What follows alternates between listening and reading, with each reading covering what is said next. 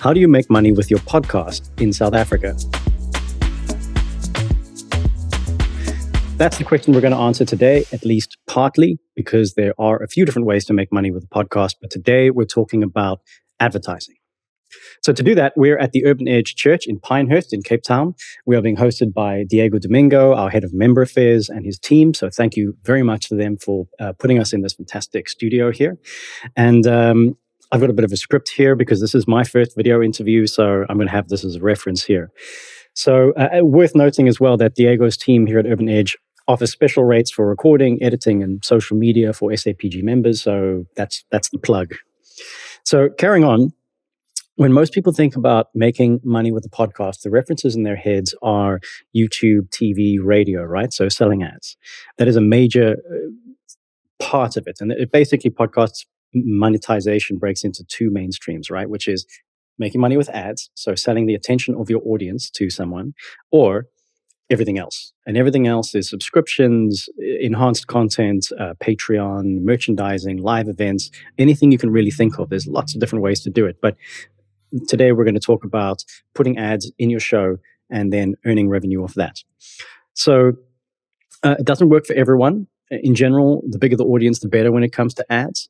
And that's certainly true of TV, which has got a very low engagement rate, but very high, large audience. So advertising works best for shows that can have a big audience, but there are definitely exceptions. Today, we're going to start with the podcast landscape in South Africa. Then we're going to talk about the numbers, average listeners, what do I need to do to earn a living from podcasting? We're going to get some advice on what you can do with the data that you do have access to. And then how can you use the results that you're getting to guide further content creation? This is a very important episode for us, for how to make a podcast in South Africa. I would say that 80 to 90% of the new members who join, in the form, they tick that little box that says, I would like to monetize. So I think there will be an element of tough love in this episode when it comes to the realities of how big an audience you need to make money with advertising. But I think it'll at least help you set your sights on something and set some goals, which is great. So our guest today is Francois Retief, the Chief Operating Officer of Ionofm, which is a homegrown South African podcast hosting company. Iono hosts every kind of digital audio show from online radio, but also podcasts. And I believe in their stable, they have around 2,500 podcasts. So that is an enormous treasure trove of data and analytics that Francois has access to. And although obviously he can't share certain specifics of, which clients are getting what kind of listens and certain NDA stuff, he can aggregate and anonymize that data for us and give us great ideas of where we are now as a landscape, as an industry, and where you are specifically in your podcasting journey. So, Francois, thank you so much for joining us today. It's great to be here. I have to say, this is the first time we're doing a video. I was wondering whether so that everybody can see what a splendid beard you have. Thank you.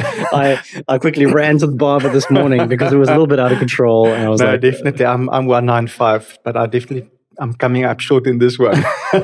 So that was literally my first question in the original script was like, why are you so tall? But I think that might be a Somerset West thing. Right. So to start off with, I want to open up with Iono.fm, right? So what is it that you guys do? What kind of data do you have access to? What's your mission in the South African industry? Iono is the largest podcasting and streaming platform that's developed in Africa. We founded in Cape Town in 2018, and this is pre-podcasting. We got frustrated with radio and being unable to listen to the content when you wanted to and where you were. And we wanted to do something like PVR for radio. And at the same time, smartphones were coming out. So we realized that you can have audio on your phone. And with smartphones, I'm talking about Palm Pilots, right, and Nokia smartphones. Mm-hmm. And Windows did their first smartphones, which was about this big with the stylus and the flip open thing. And people were talking about this rim that was doing this BlackBerry, something that was going to be quite big. Right. So it was quite early. But basically what we've done was start off with podcast technology, with advertising integrated, because we saw what was happening to the newspapers in the digital space and how they got decimated when they had to move over to digital. And we wanted to give radio stations, but also audio publishers, the means to move into the digital space and remain effective. Right. And since then, we've grown, as you said. We have over 300 radio stations and podcasters using us in South Africa. We have 2,500 or more than 2,500 shows, 120 radio streams. We get content from 16 countries in 21 languages. We also have got affiliations into Europe through our sister company Sharpstream that works with the Bauer Media Group, supplying technology to them. And we had over 10 million unique South Africans on our platform last year from groups like Caxton, AME, Kagiso, that's got Jacaranda, East Coast, Media 24, Arena Holdings, which is Times Live, Business Days, Witten, DSTV and MultiChoice, other groups like IB Communication in Zimbabwe, Namibian Broadcasting Corporation, Namibia Future Media, BBC, Deutsche Welle. So, and then our large podcasts, Gareth Cliff, Nicole Engelbrecht, Des Latham. It's a podcasting guild. 2 out of 3 of those are members, which is great. Exactly. And it's such a wonderful initiative to get, all these people. And I think the knowledge that they have to share for people that are starting out is just fantastic. So that's sort of the space we operate in, where we try to help people not worry about the technology aspect, get their content out to whoever wants to listen to it. Right. I mean, that's a laundry list of big media agencies. I mean, like the BBC, Kagiso, AME, like those are all publishers that sell ad space, essentially, right? So they are who you're communicating with for brands. For example, let's say ASICS want to put an ad somewhere. Do they then go to Media 24, or who sells them? Do they come directly to you, or do they go through another agency? We work through resellers. Currently have an agreement in South Africa with United Stations. That's part of the AME group. But through them, there's a number of other people that would sell ads and then book via them as well. Right. And we do get people that approach us directly as well. But mostly, if you talk about those large media groups, they work through agencies, and the agencies would work through a reseller who would then basically book the inventory with us. Right. And in terms of the brands that are advertising on podcasts, right? Are they, because those publishing companies work with massive companies like Pick and Pay and like huge retailers and all that kind of thing. Are the brands that are advertising in podcasts generally kind of small or SMEs, or does it go up to really large businesses too? I'm quickly getting our brand sheet, but because podcasting is still very much a leading technology, one of the nice things is if you look at the digital audio audience, they are affluent and they are well educated. So it's a great space for advertisers to be in. A lot of our ads are from financial institutions, just because you get a very high reward for conversions. So ABSA, African Bank, Sanlam, Standard Bank, Old Mutual, MyWay, Naked Investment, Investec, Nedbank. We've got the whole range of them running adverts, and been running adverts for a very long time. Right. Then we have our global brands. So we've got ads from a lot of Netflix ads running at the moment: Disney, BMW, Shell, National Geographic, KFC, Burger King, Suzuki, Nissan, iStore. We have smaller brands. We have Woolworths, for example, Hirsch, Checkers, Reuters, SAB, Tuffy, Anglo American, Peter Magla runs quite a lot of campaigns with us, Mambos. We have technology brands: Vodacom, MTN, Nokia, Yoko, Xnilo. And then also public brands like Ituba, SA Tourism. We had a number of COVID ads that were running during the lockdown. So it's a very wide range of advertisers that use us. Yeah, that's massive. And in a lot of cases, these are advertisers that have been using us since the beginning. And booked, multiple, 8, 9, 10 campaigns with us to date. Right. Okay, so given your access to all of that data and all of those podcasts and radio stations, are you able to separate all the international stuff, all the radio station stuff, and just talk about the numbers with like podcasts, like privately run podcasts, essentially. I mean, also including maybe branded podcasts and that kind of thing. Definitely. And this is what I focused for specifically for our talk. So if you look at our audiences, I would also say you've obviously got real-time audio streams, like radio streams, and then you've got time-shifted audio, which is podcasts. But that could also include radio content, which has then been cut out and yes, being served as a podcast, which podcast purists would definitely say that's not a podcast. Sure. And then also you have media groups. So, to compare a media group like Media 24 and their performance to, or Arena, Times Live to, somebody that's doing a podcast, at home is definitely not fair. So, Sure. so I try to focus, and I'll share some of the group stats as well. Because to some extent, if you talk about a smallish, media a distributor, with multiple podcasts, there are a lot of similarities to a really top podcaster that's, just doing their own thing. Right. Sure. Let's talk about the South African industry then as a whole before we dive into specifics. So as you see the podcasting industry, and this will be a combination of obviously your subjective opinion and the data you're seeing, like where are we right now? If I look at America, they're obviously ahead in terms of complexity, scale, an element of their richness and their large population, right? And advertising models and all that kind of thing. It's frankly confusing to look at their landscape because it's so massive. Where are we on our journey of podcasting becoming a channel that can stand next to radio and TV and digital marketing in general? I think firstly talking about data. There's not a lot of data, but one of the studies which is quite well quoted is Edison's Infinite Dial. They did a 2019 measurement in South Africa. Now, what's useful about that is they've been tracking America for many years, and it's running in numerous other countries as well. So you can actually get international data. Although, it's like places like Canada and Germany and I think the UK. So not that useful in Africa. We're the one African country that they're tracking.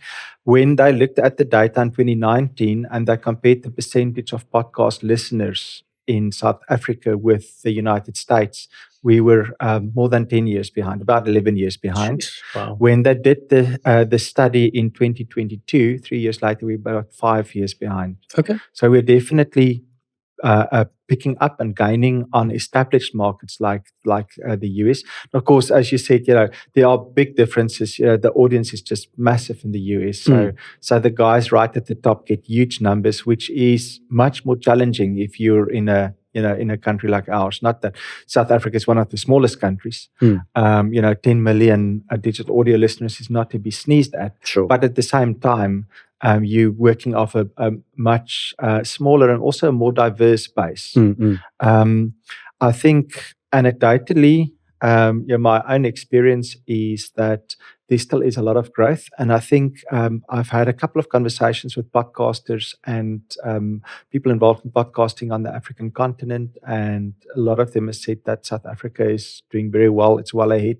We're interesting, and I'm smiling because maybe to some extent due to what we've done in that in South Africa, a lot of the large brands moved into podcasting relatively early. Right. Because the technology access was there and the platform exactly existed. And we were very actively promoting it as a switchover mechanism. It's interesting. Our first two big customers, so UCD GSB was our first customer, and BBC was customer number 3 in South Africa. They signed up, started using our platform. But the first large group that started using us was the SABC, RSG. Right. Switched over right in the early days. They're not with us anymore. But it was quite forward thinking. Right. So I think in that sense, we have an interesting market and not a very a lot of countries has gone more grassroots level. So we've got an interesting dynamic in the country around it. And I do think it's something that is, it's continuing to grow and it will just get better and better. Sure. Just on the using repurposing radio for podcasts, right? And as you say, a lot of purists go, that's not real podcasting, which is fair enough. I feel a little bit that way. Do those shows perform? Do people go back and listen to kind of essentially archived radio conversations? I can understand it on Cape Talk where they, show where they cover it's essentially a live podcast, but I wouldn't go and watch like the Drive show 3 days later, right? Yes. No, and it's interesting. There's some, so we have a lot of radio stations.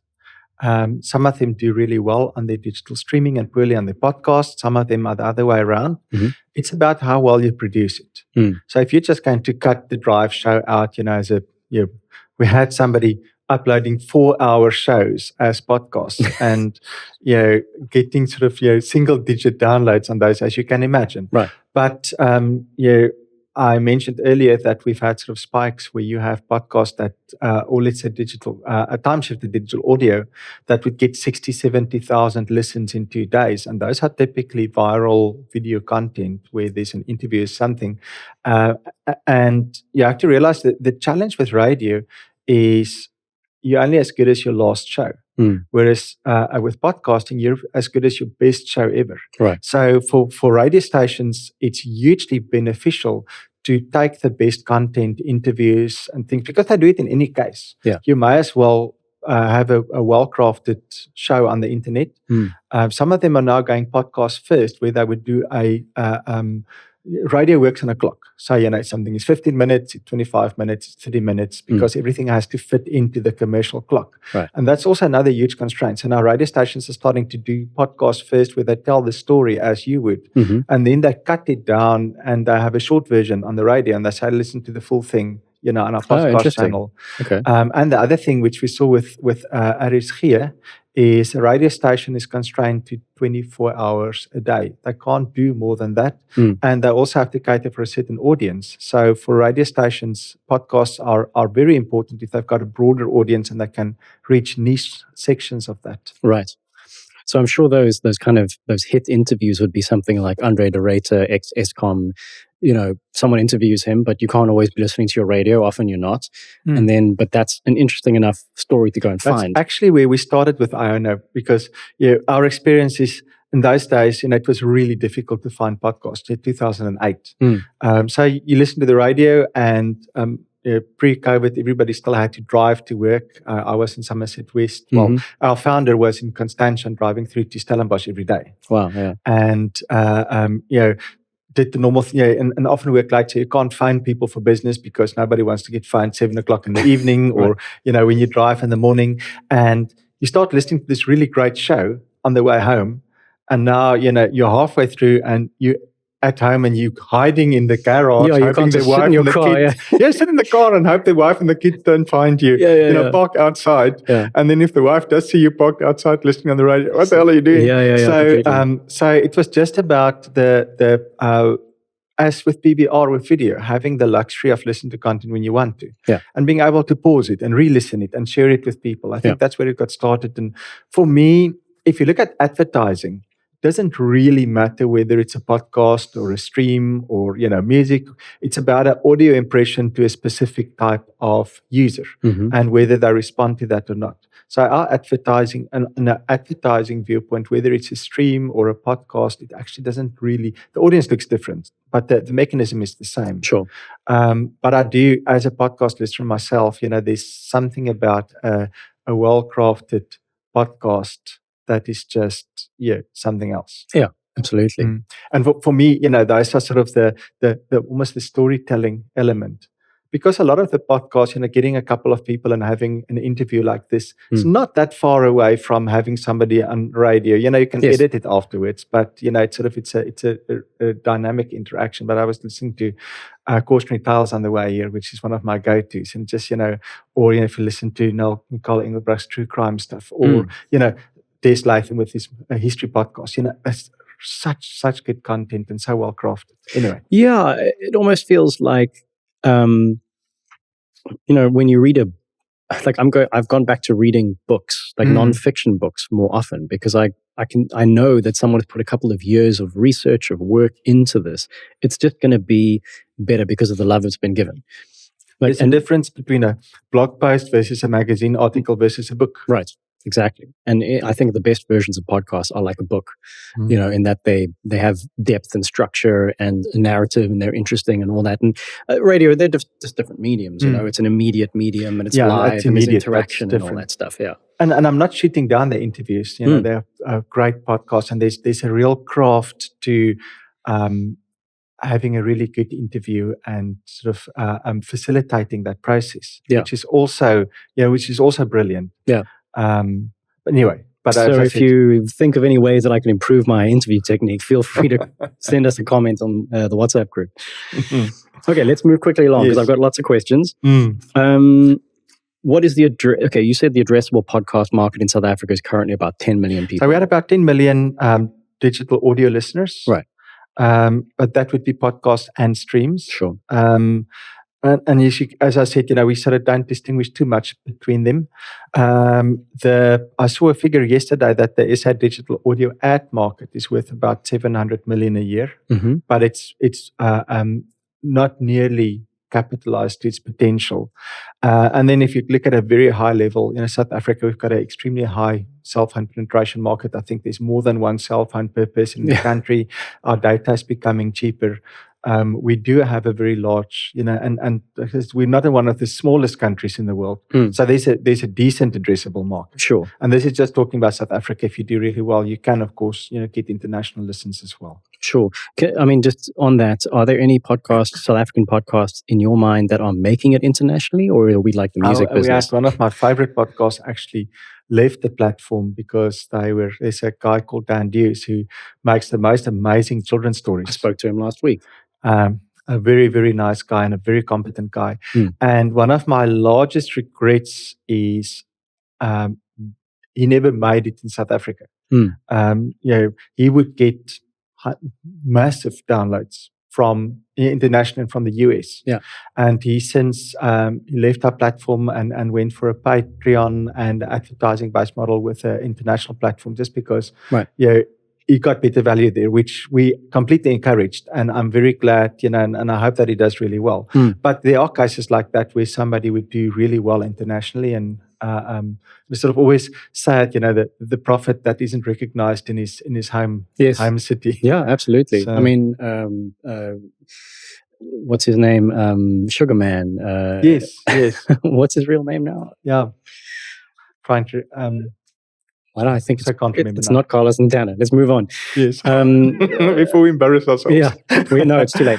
So I did speak to Dan Dews, who lives now in the UK, I believe. And we're going to have a chat with him about Patreon because he is making that platform work. It's another way to monetize your show, of course. And he creates stories for kids, podcasts for kids, and they are often voiced by kids from around the world. Kids by kids. That's his name. Yeah. So it's a great idea. And there you can see, and I do feel like this is another kind of side quest here, but when it comes to kids podcasts, I feel like in South Africa, is anything going on there? Not or is there a big gap in that audience? I think there's a couple. Nali Bali is doing some stuff, and we still have some of Dan's stuff, I think. But and RSG used to. It was interesting. They did this series just when they started called Pun and Tukkie.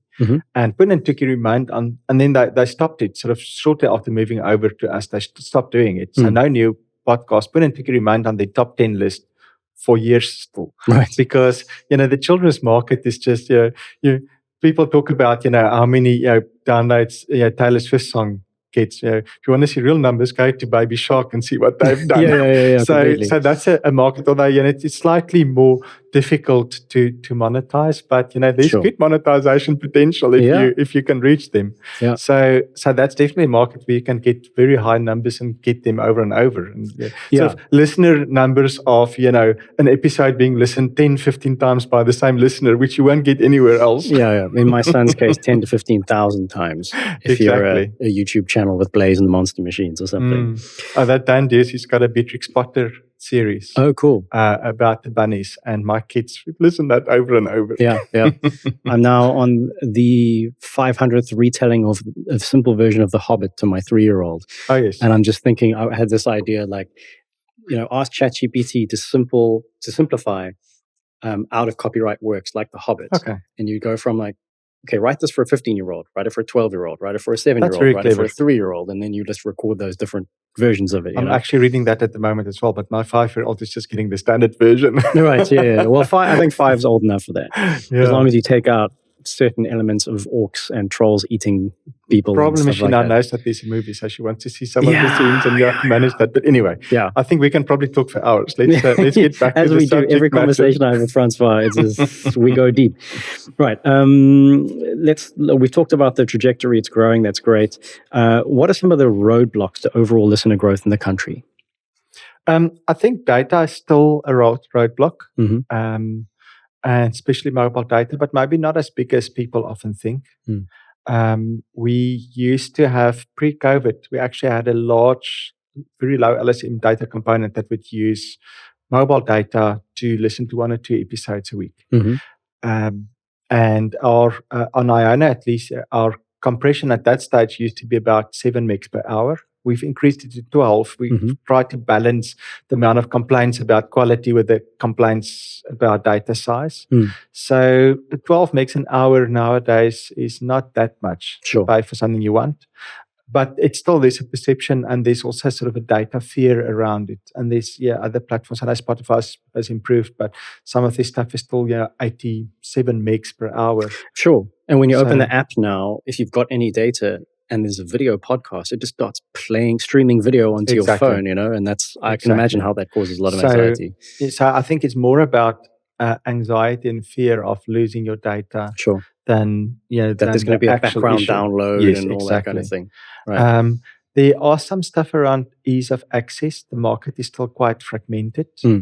And I think there's sort of pulling of listeners between large syndication platforms. So it's not always easy to know where to get something and get access to it. I think there's still, the market is still developing, and I think there's still some listeners that could be obtained through compelling content, which just isn't available yet. I'd like to see, there's still way too many of English and Afrikaans podcasts on our platform in South Africa. There are other languages, but not that much. And one of the dreams, which and one of the other friend of mine that's sort of also influential in the space is having a podcast for every language, a podcast for every language in Africa. So I think, but then your niche, it becomes much more niche, and your audience becomes smaller as well. And then I think, I'd love to see better monetization as well, not just through advertising. Advertising, there's a lot of stuff that we are doing and working on improving. It's still something which sort of digital audio falls between traditional above the line, radio, TV type, and then digital. And it's not quite either of the two. So there's a lot of education still around advertisers and agencies and people. Although fortunately nowadays, we have more and more people approaching us saying, how do we advertise? Because we listen to this podcast, we know how it works. We just need to get access to the audience. Right. So that is changing. Sure. And I hope that, with the kind of a collaboration between the SAPG and Iono, we can make podcasters more aware of what their options are, and brands and publishers more aware of what podcasts are out there. One of the things we're going to be doing is we've happily obtained the URL podcasts.co.za from someone who has been sitting on it for 12 years or something and got in touch and said, I'm not using this. If you guys are a non-profit and you can use it for good, you can have it. Well, that is quite brilliant. It's great, right? So they've given it to us, and there we're going to be building the SAPG podcast charts and hopefully kind of a comprehensive database of podcasts in South Africa, so that South Africans can just pop on there and find something if they want something homegrown, That's parallel. We're working at making it really easy for people to then start advertising on podcasts. Right. So, and I think definitely visibility and then ease of access are key things that still needs to improve. I'm very excited about the initiatives around ranking systems and improving the visibility. Yeah, absolutely. New and noteworthy and all the kind of stuff that Apple already does, but it's just not relevant to South Africa. Exactly. I mean, of course, South Africans listen to international shows. That's fine. But I do think that a lot of people would appreciate homegrown content. We do love homegrown content. A lot of the platforms, it's not always clear how the ranking works. So it would be great if there's sort of a couple of clear metrics so that people understand what they see and what it means. Yeah, exactly. Because it's, Apple is completely opaque as to why someone showed up. We have seen it is difficult because we have seen cases where somebody's ranked at number 4 and somebody else is ranked right at the bottom, and we know the guy at the bottom is doing 20 times as many downloads because we can see it. Right. So it's not there are other rules in play as well. It's not just if you don't understand the measuring mechanism, then it's very difficult to really understand what you're getting. Totally right.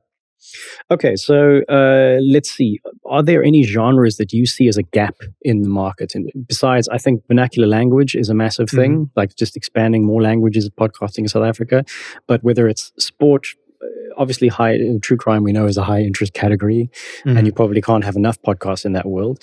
But what do you think that the South African industry is lacking that people could make shows for?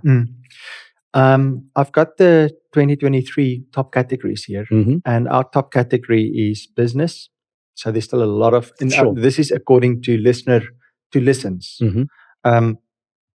Then current affairs, culture, society, those kind of things feature quite high. News. Then we've got true crime. Then we have sort of our radio type variety shows comes in. Religion, history, drama, family, sport. But sport is sort of sitting at 1.2% of the total downloads. And then there feels like it could be bigger, right? Sport's massive in this country. So if you look, and I just quickly got the US top category. So they actually have comedy right at the top. Right. We've got very little comedy content in South Africa. We're starting to get some really cool stuff now. But, the numbers aren't showing that yet. I don't know if that's a cultural difference. I'm always cautious to do direct comparisons because there are a lot of factors. But so they've got, comedy, sports much higher. We are not getting as many educational podcasts in South Africa as I would like to see. So those are sort of the... they've got more stuff around TV and film and music and things which features much higher up. Right. So I think there's actually, sort of looking at this list, there's still a lot of area to expand, especially in terms of diversity. Right. Awesome. And then which demographic, I suppose, I'm going to make a guess here that it is predominantly upper LSM, predominantly white listeners are the most kind of heaviest users of podcasts, as it were. Like, who is the most obsessed with podcasters? It is definitely more affluent listeners, but we do get a wide range, although it's difficult for us we don't get direct analytics on ethnicity or language, for example. We don't have we do have a lot of content that is sort of broadcasted in English, but focused on another language group. So there is some diversity. The stuff I can give you hard data, it's also for the last 6 months, is about 61% of our audience in South Africa were female. So slightly, it's more female. Our age distribution is quite flat. 18 to 24 at 9%, and then 25 to 34 at 20%. 25 to 44 at 19, the next one 21, then 13, and then 15 above 65. So it's actually a very flat age curve. We've had early last year, we had quite a lot of growth in our 18 to 24 year segment. But if you look at the last 6 months, the demographic that has grown the most is our 35 to 54 year old group. And they're also listening to the most content. So on average, so they've, but there's sort of, there aren't any very steep curves. It's sort of, so it's pretty much balanced at the moment across the range. So you said, was it 18 to 24 was 9%? Yes. And then 25 to how big is the jump? So 18 to 24 is only 6 years that they take, and that was 9%. The rest is then 10-year. Oh, okay. So that explains that should be lower. Yes. Yeah, sure. Okay, cool. Well, then that's very flat. Okay, that's interesting. And then I think this is kind of a random question, but if it's even answerable, is what is the average income of podcasters that have monetized? Like if you had to flatten to an average of all the people who do monetize for your platform. So I'm talking about,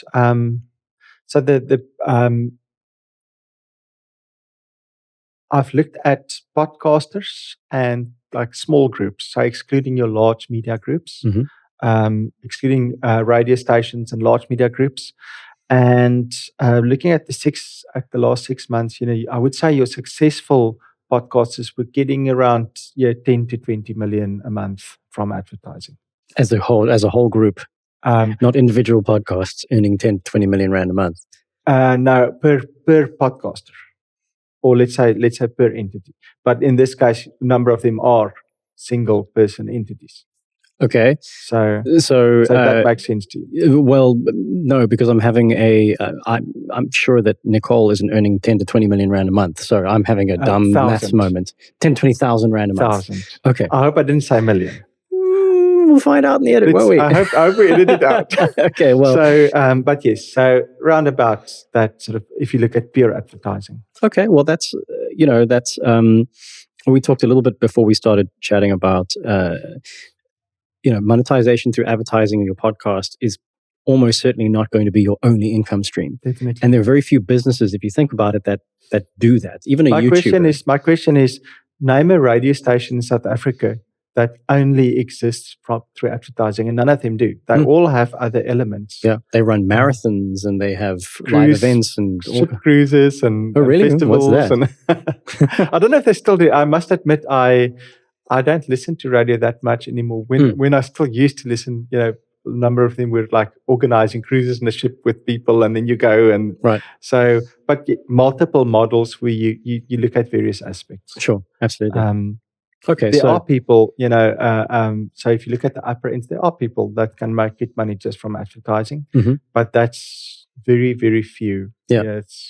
It's something that stuck with me. I can't remember whether you told this to me or someone else did, but they were describing how to make money with a podcast or how hard it is, essentially. And they were saying making money with a podcast is like making money as a YouTuber, but harder, because discovery is worse unless you're also doing a vodcast version. And audio has certain limitations, and also, those eccentricities lead to better content in their realm. But YouTubers can do product reviews much more easily than a podcaster can, for example, right? But it's because of the discovery issue and the fact that YouTube is just at huge scale and across the world, and it's been running for longer and all that kind of thing. Like it's unrealistic to expect, I've got a podcast, in the next couple of years, I'm going to be making 50,000 rand a month profit from my ads. Yes. But there's also another angle there, and that is, so we're sort of talking about South Africa here at the moment. So now consider how many content publishers are on YouTube. And what percentage of them are making decent money out of it, out of the whole. Yeah. We're working with a much smaller set. So yes, on a large platform like that, there are a couple of the 0.05% right at the top that are doing extremely well. And people often sort of get stuck looking at those.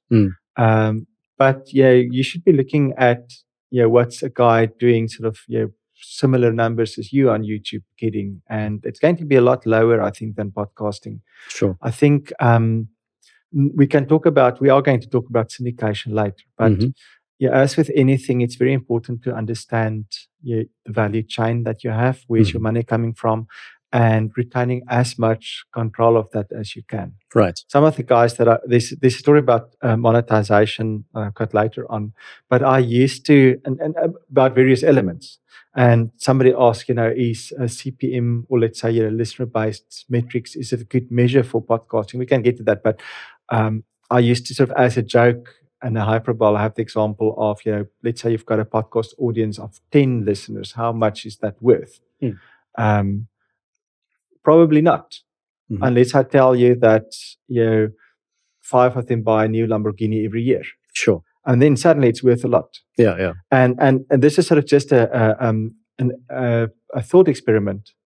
And then a while later, one of our podcasters launched a series not to sell Lamborghinis, but to sell tractors. Okay. For a few thousand people that buy tractors on a regular basis. Incredibly expensive, right? Exactly. And build a very viable business of that. Yeah. Using multiple components. So there's a difference is sort of understanding how much is a lead worth and how do you do that. It's not just about. So the question is, what is a podcast ad worth? Mm-hmm. And in the last 6 months, our average CPM or cost per 1,000 ads delivered was 500 and something. I think about 580 8 rands. Rand per 1,000. Per 1,000, Wow. which is a very good rate. That's a lot 50 better than cents what per you will listen, get kind of on thing. YouTube. Yeah, absolutely. And a lot of this was driven by people that has really seen how valuable podcast advertising is and are now paying more and more to get the content that makes a difference. Right. But that's still not a fraction of what you can get if you can generate the right type of leads, or you can, get a guy into a showroom to buy a tractor. Yeah, when I spoke to Spike from DBO Media, he produced a show for BMW called Opposition to Change. And it's about technologies that people said were never going to become anything and then became predominant, like electric cars. And as you said, sell one BMW based on that show, and it's paid for. Exactly. Sell two and you're making a profit. So yeah.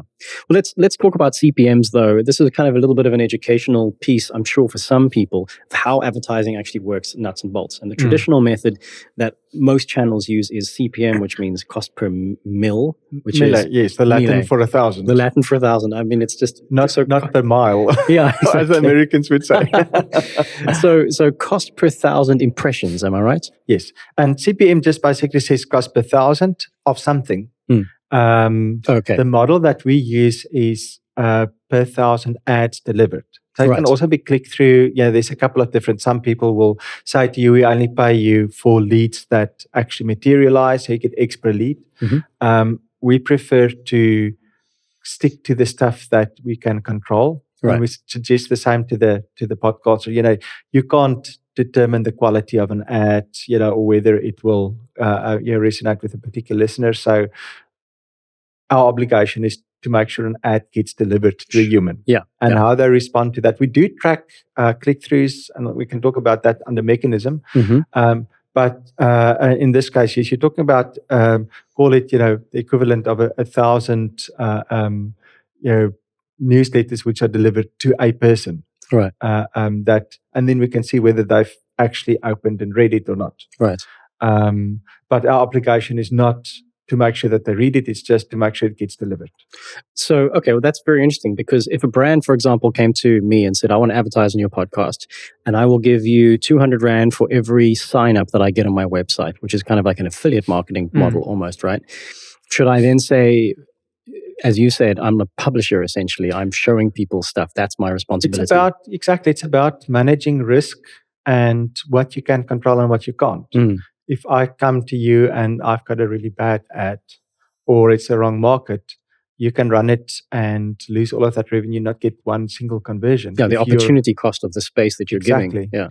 So in that sense, it's almost easier to say, listen, I'll run the ad and that's what you pay. But keep in mind, we're not talking about the guy selling tractors. We're not talking about standard sort of standard advertising type model where you're getting ads from various brands and you're deciding to run that. Yeah. If you are in the business where you can evaluate that and you know that ad is going to do really well, then maybe you do want to take the per click, because you can get a lot more. And you can say, listen, I want whatever, 200 Rands per click. Yes. That's a lot of ads to deliver. And if you're sure that you can manage the risk around that, then it might be worthwhile to consider it. I see. Okay, that's a good point. Yeah, if you're getting lots of engagement and conversions, then you can switch and say the actual value here is not impressions, but conversions. Exactly. And that's actually, in terms of the marketing funnel, that's a far more valuable metric than impressions, which are, every time you swipe past an Instagram post, that's an impression. If it shows you a molecule of a pixel on the way up, they're telling the advertiser, oh, they saw it. Well, talking of, while you're mentioning that, we can just mention our analytics is based on the IAB's recommendation for audio measurement. So in our minds, a listen or an impression is basically firstly a human. We get about more than 60% of our traffic is from search bots and automatic programs trying to understand content on the internet. Okay. So all of that gets discarded. We then also do things like we roll up multiple connections from the same entity to listen to something. So quite often, you lose your connectivity for a short period and reconnect. That's still one listen. Right. In actual fact, if you listen to a podcast, the metrics there is that you need to listen for more than a minute, or pretty much the full length if it's shorter than a minute. So it's not just scrolling past on the website and getting one pixel. And then the other thing is, if you return to that same podcast within 24 hours, it's still one listen. Okay. You're still busy with the same session. The same episode, obviously. Exactly. Right. So, and that's, I talk about downloads or your accesses, sessions per episode.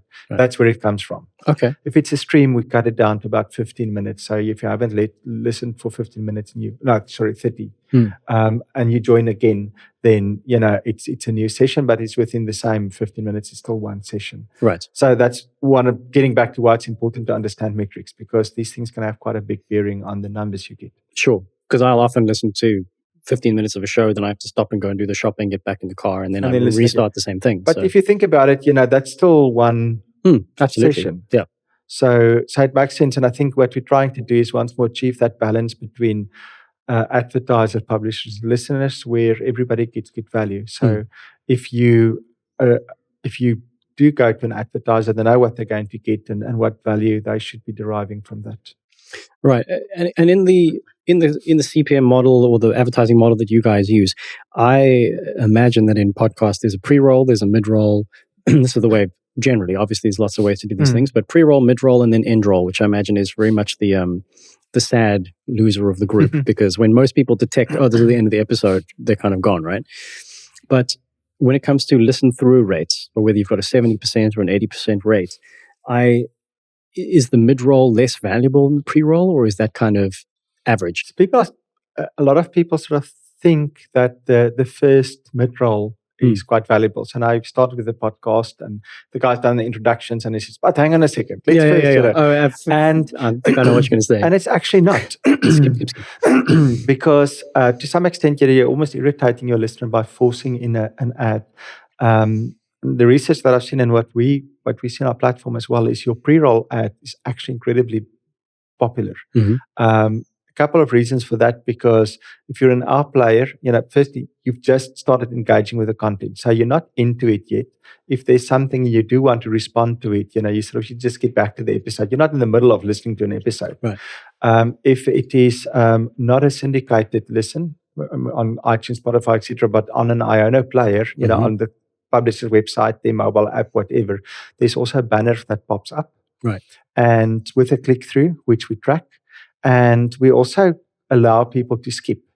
So you can skip the ad, and that is very valuable to see how well your ad is doing on a particular channel. Sure. So we do that for all of the ads. But getting back to your point, so the pre-roll is actually very, very valuable.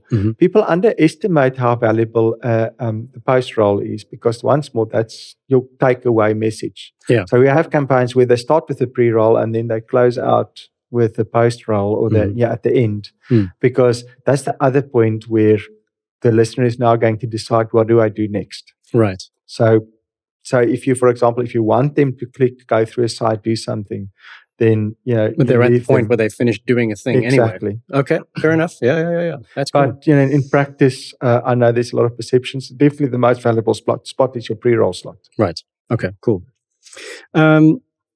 Right, so let's get into some hard tacks. We need one more definition, which is dynamic ad insertion. Yes. So tell me about what that is. So let's start with baked-in or traditional ads, where it started. And this is you've all heard it. You listen to a Radiolab episode. It's go to Squarespace and use this code and you get 5% off. Now that is traditionally that's an ad that the podcaster would record in. So that's actually part of your content. It stays with that ad forever. It's nice because it's a low cost. It doesn't cost. There's no technology cost. You don't have to develop something or run extra processing power, and you can manage it yourself. You don't need a fancy platform. The disadvantage is, let's say you're now listening to Radiolab and you get an ad and it says, "Comes to Sears in Seattle. We have 25% off on this and this." It's not going to have any value to you. Yeah. So that ad goes out wherever that podcast goes. Sure. You can't target it. The other thing is if your advertiser stops paying you, you can't, you have to redo your episodes to take the ad out. And the other thing is you can't split it. You can't, for example, if you're getting, let's say you are fortunate enough to be getting 60,000 downloads a month, on your podcast show, you can't sell, 20,000 to one person and something else to somebody else. You buy the whole episode or you don't. Right.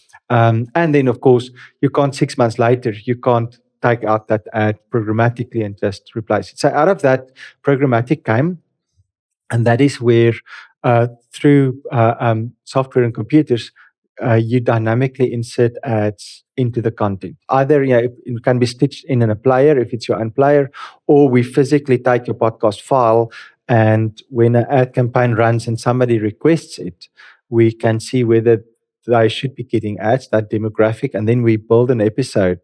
Or let's say on the next run, we build an episode that contains the ads for them. So now if you've got a programmatic solution, you can sell a campaign to somebody for 5,000 rands to only run in the Western Cape between, let's say between 6 and 10 in the morning. And you can halfway through that campaign, and that ad will then run on any impression, on any episode that gets listened in the Western Cape.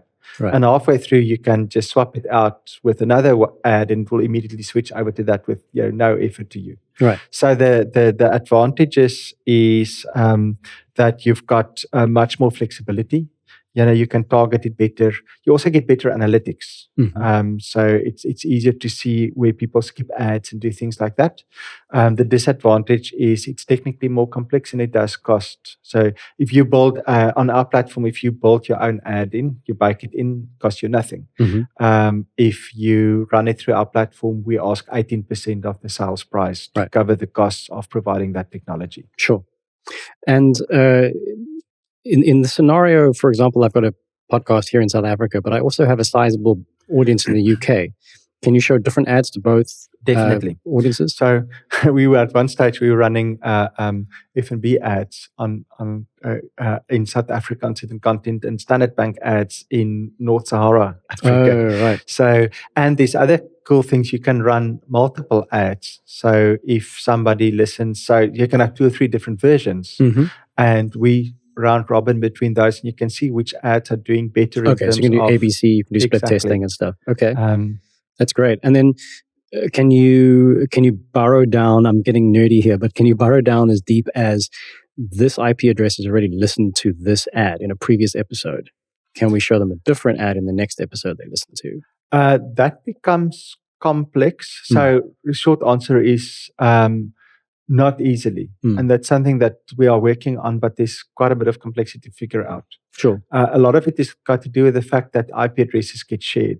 Yes. So one of the other scenarios that we have right now, specifically on syndication platforms where you can't track the ad, is somebody listens on a mobile connection, they get the ad.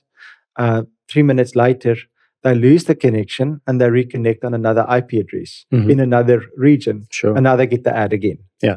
And that's unfortunately something that you can't really, if you're listening on a Spotify and iTunes and you're building ads on the back end into the physical file, you can't really get around that. Yeah. So it's sort of acceptable losses. The challenge is to balance it where it's not so frequent. Yeah. That you irritate too many of your listeners. Sure. But there is also the element of repetition in advertising theory is that you can't just show someone an ad for one thing. Most people, they have stats for this where, I'm like this. I bought a pair of shoes online recently. I've been seeing ads for those shoes for 2 months now. And eventually I pulled the trigger. And now weirdly, the problem with their marketing is then I'm still seeing their ads and I've already bought the shoes. Yeah. They can't tell that I'm a buyer now. Yes. That is one of the problems with programmatic. Frequency is very interesting because it differs. And we try to manage frequency depending on the type of campaign. If you're talking about, as you say, buying a pair of shoes from an online shop, you're probably not going to make that decision the first time you hear the ad. If it's an ad, there's a special at KFC on, this thing, you only need to hear it once and you'll know whether you're going to respond or not. Sure. So the type of ad also determines, and the message and the outcome you want from the customer also determines things like frequency and how you manage that. Right.